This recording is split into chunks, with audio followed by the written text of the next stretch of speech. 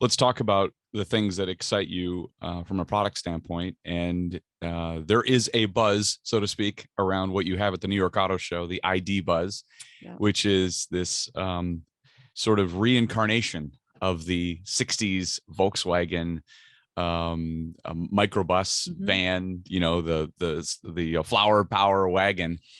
Yet it's getting great reviews because it's not just a new version of that in look and appearance, but it's been pulled forward in a way, right? It's been modernized. And we talked to Frank Stevenson on this show about modernizing the Mini and how he tried to do that.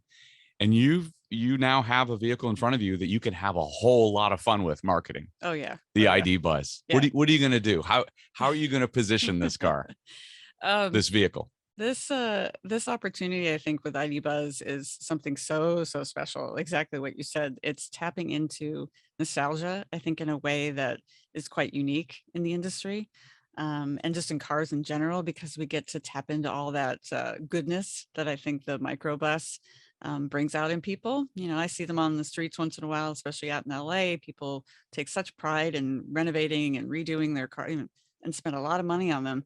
And it's a whole car culture around that bus that people, I think, remember, whether they had one or not, but it feels, friendly. It feels accessible. It just feels fun. And so we have the beauty of tapping into nostalgia. And then we have electrification in a package with the buzz that I think I've seen people, young and old, older, I should say, that look at that car and go, what is that? That is really cool. And when I tell people, if you look at the car and you don't smile, you got a problem. Right. Something's not right. So it's going to be a car, I think, for families. I think it's going to be a car for singles. It's going to be a car for a whole lot of people because it's going to be very, I think, functional, very versatile. It looks cool. It drives smooth, right? It's got the best of all those different characteristics. And the driving itself, it feels like you're higher up in a different way than a typical SUV would. So you just feel like you have more visual range of kind of seeing things around you. I think it gives you a little bit more confidence. And again, being inside that car, you just feel futuristic, but you feel relax at the same time, if that makes any sense. Sure. So so we're going to position it pretty broadly, but I think in the beginning it'll be really fascinating because there's so many people that want that car. I think we're going to have folks from all types of backgrounds and with all types of interests in cars that are going to come out and really embrace it. So it's going to be fun. You Tracy Morgan pop out of the thing here in New York, right? I mean, and